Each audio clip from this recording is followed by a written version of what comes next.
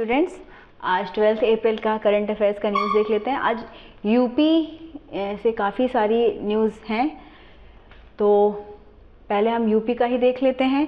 UP का सबसे important है कि राज्य ग्रामीण आजीविका मिशन के तहत सेल्फ हेल्प ग्रुप्स को रेशम उत्पादन से जोड़ते हुए रेशम क्लस्टर विकसित किए जाएंगे।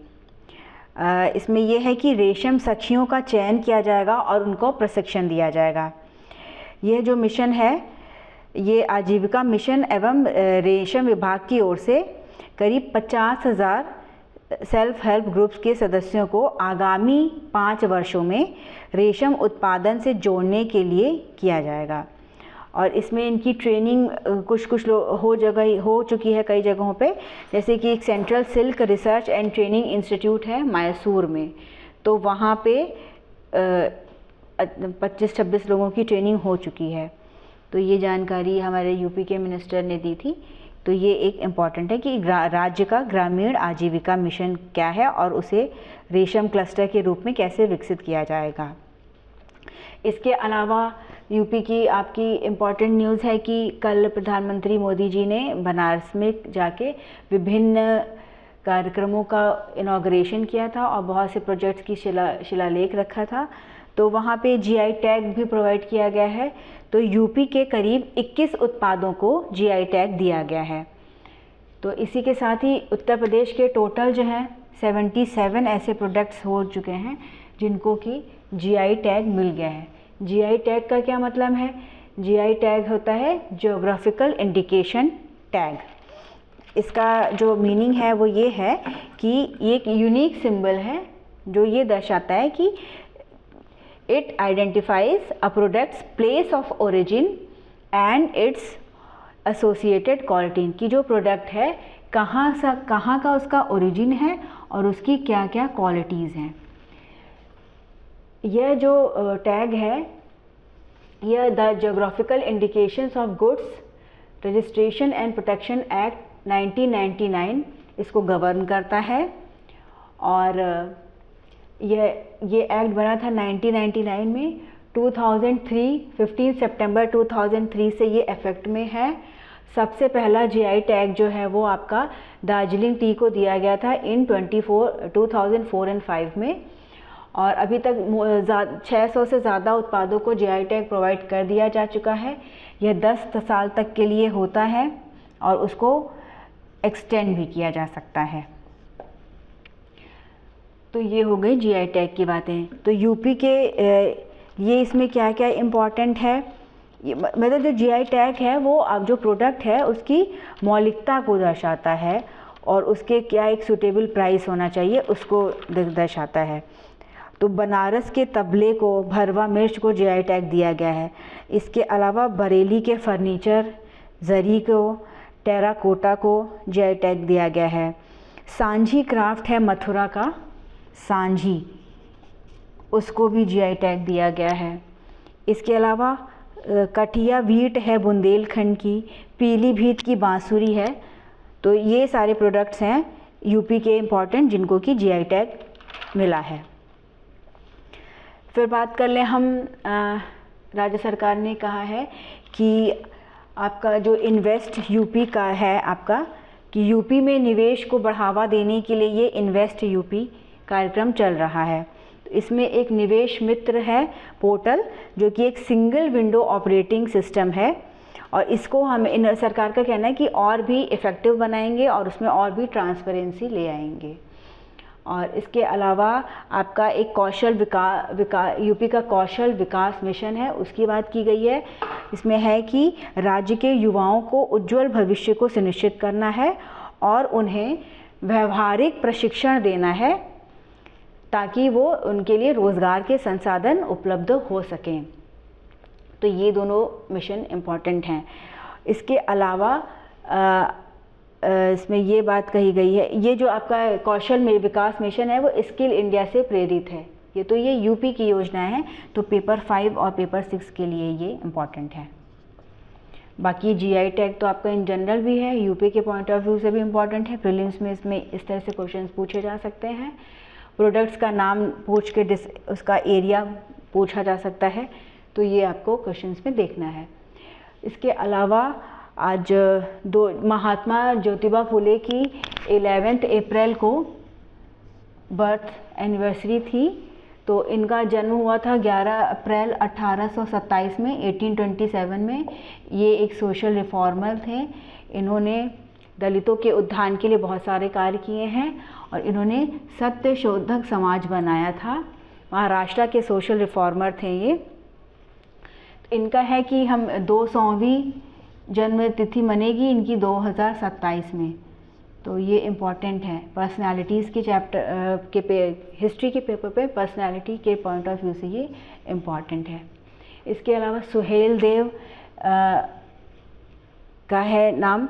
इन्होंने जो है वो श्रावस्ती ज़िले से ये का ताल्लुक़ था और ये 1000 वर्ष पूर्व उन्होंने विदेशी आक्रांता मतलब उन्होंने आक्रमण किया था।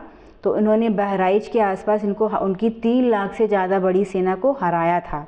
सालार मसूद की उनकी पूरी आर्मी 3 लाख से बड़ी उनकी आर्मी थी, उनको उन्होंने हराया था। तो इनकी भी मूर्ति लगेगी यूपी में। तो ये दोनों पर्सनैलिटीज़ आज इम्पॉर्टेंट हैं। इसके अलावा एक है आपका कि AI भजन इंद्रिना। ये है कि एक सोशल मीडिया के इन्फ्लुएंसर हैं रचित जैन। तो उन्होंने देश की पहली AI भजन गायिका एंड्रीना बनाई है। तो AI का यूज़ करके, आर्टिफिशियल इंटेलिजेंस का यूज़ करके फेस उसका रहेगा और कई तरह के भजन गाएंगे और लोगों को इसमें इंटरेस्ट भी आ रहा है। तो ये एक है, पूछा जा सकता है कि इंड्रीना इज़ रिलेटेड टू AI है ये। और इसके अलावा गौरव न्यूज़ में है। गौरव क्या है? गौरव जो है वो DRDO ने बनाया है। इनका जो सुखोई विमान होता है, DRDO defence research and development organisation, जो रक्षा अनुसंधान से जुड़ा हमारा ऑर्गेनाइजेशन है भारत का, इन्होंने बनाया है कि ये ग्लाइड बॉम्ब बनाया है और इसका प्रशिक्षण किया है। तो ये 1000 किलो का बॉम्ब है जिसको सुखोई विमान में ले जाके और ड्रॉप किया जा सकता है। तो ये गौरव एक टर्म इम्पॉर्टेंट है। और इसके अलावा अगर हम बात कर लें तो इंडेक्स ऑफ इंडस्ट्रियल प्रोडक्शन निकला है। उसमें बताया गया है कि बीते 6 महीनों में जो रेट है, ग्रोथ की रेट है, वो थोड़ी कम हुई है। 2.9% ही रही है फरवरी के महीने में। फिर बात आ जाते हैं हम आपकी योजनाओं पे। योजनाओं से रिलेटेड भी आज का न्यूज़ है, एग्रीकल्चर से रिलेटेड न्यूज़ है। इसमें बताया गया है कि अंत्योदय अन्न योजना जो है गवर्नमेंट की, जो कि प्रोवाइड करती है food poorest of the poor को, सबसे गरीब से गरीब को। तो फैमिलीज़ को इसमें क्या मिलता है? 35 किलोग्राम तक का राशन मिलता है हाईली सब्सिडाइज रेट पे, जिसमें 2 रुपये पर किलो के हिसाब से गेहूं और 3 रुपये पर किलो के हिसाब से चावल मिलता है। इसको लॉन्च किया गया था 25 दिसंबर 2000 में। सबसे पहले अंत्योदय अन्न योजना राजस्थान में आपकी लागू हुई थी। तो इस पे एक आर्टिकल निकला हुआ है और तो इसको हमने कवर कर लिया कि ये है क्या। गरीब परिवारों को सब्सिडाइज्ड फूड दिया जाता है इसके तहत। फिर अगर हम बात कर लें तो एक क्लाइमेट सेंटर का लॉन्च हुआ है, Himalayan high altitude atmospheric and climate centre, Udhampur, Jammu and Kashmir में। फिर और इसके अलावा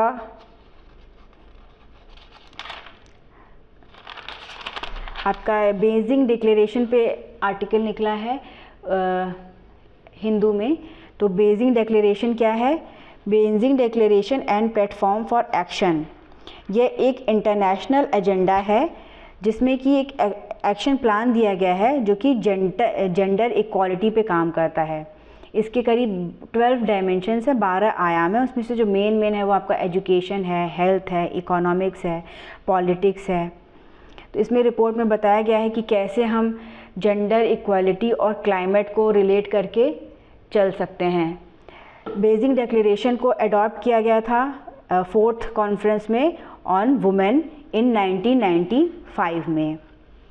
और इसमें रिपोर्ट में काफ़ी सारी चीज़ें बताई गई हैं, जैसे कि बताया गया है कि 6% ऑफ क्लाइमेट जो भी पॉलिसीज़ बनती हैं उनको में महिलाओं को ध्यान में रखा जाता है। लेकिन इसमें बताया गया है कि कैसे महिलाएं जो हैं वो अभी भी अनपेड वर्क में ज़्यादा से ज़्यादा इन्वॉल्व हैं।